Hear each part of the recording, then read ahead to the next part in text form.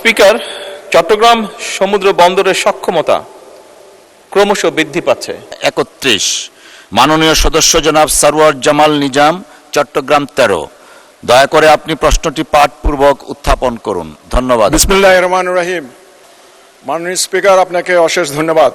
মাননীয় স্পিকার, আমার তারকা চিহ্নিত প্রশ্ন 31 এই মহান সংসদে উত্থাপন করিলাম। মাননীয় প্রধানমন্ত্রী, অনুগ্রহ করিয়া বলিবেন কি, বিগত 17 বছরে চট্টগ্রাম সমুদ্র বন্দরে নানা ধরনের অনিয়ম ও পরিচালনার অদক্ষতায় পরিলক্ষিত হয়েছে। বর্তমান সরকার চট্টগ্রাম বন্দরের সকল সমস্যা সমাধান ও সুষ্ঠুভাবে পরিচালনার লক্ষ্যে কি কি পদক্ষেপ গ্রহণ করিয়াছেন? ধন্যবাদ মাননীয় স্পিকার আপনাকে। ধন্যবাদ মাননীয় সদস্য। তারকা চিহ্নিত প্রশ্ন 31 মহান সংসদে উত্থাপিত হলো। মাননীয় প্রধানমন্ত্রী। মাননীয় স্পিকার, আপনাকে আবারও ধন্যবাদ। একই সাথে মাননীয় সংসদ সদস্য, আপনাকে ধন্যবাদ আপনার প্রশ্নের জন্য। মাননীয় স্পিকার, চট্টগ্রাম সমুদ্র বন্দরের সক্ষমতা ক্রমশ বৃদ্ধি পাচ্ছে। দেশের সামগ্রিক ব্যবসা বাণিজ্য বৃদ্ধি পাওয়ার কারণে এটি সক্ষমতা আস্তে আস্তে বৃদ্ধি পাচ্ছে। বিশ্বের ও দেশের আভ্যন্তরীণ বিভিন্ন ধরনের পরিস্থিতি মোকাবেলা করে চট্টগ্রাম বন্দর কর্তৃপক্ষ বন্দরটিকে পরিচালনা করে আসছে। বিশ্বমন্দা, কোভিড-19 পরিস্থিতি ইত্যাদি সময়েও মাননীয় স্পিকার, চট্টগ্রাম বন্দর 24/7 অপারেশনাল, অর্থাৎ 24/7 অপারেশনাল ছিল।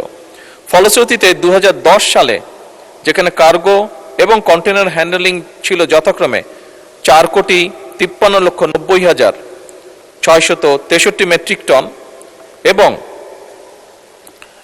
13,43,448 20 ফুট ইকুইভ্যালেন্ট ইউনিট, সেখানে 2025 সালে চট্টগ্রাম বন্দর কর্তৃপক্ষ 13,81,812 মেট্রিক টন কার্গো এবং 34,09,069 TEU কন্টেনার হ্যান্ডলিং করেছে।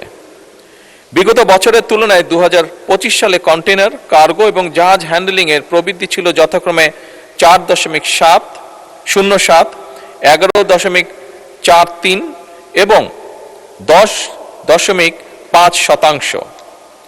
মাননীয় স্পিকার, চট্টগ্রাম বন্দরের সক্ষমতা বৃদ্ধির জন্য সমন্বিত কার্যক্রম গ্রহণ করা হয়েছে, যার সংক্ষিপ্ত বিবরণ আমি তুলে ধরছি। মাননীয় প্রধানমন্ত্রী, আপনি চাইলে এটা পঠিত বলে গণ্য হতে পারে, বেশ লম্বা দেখছি।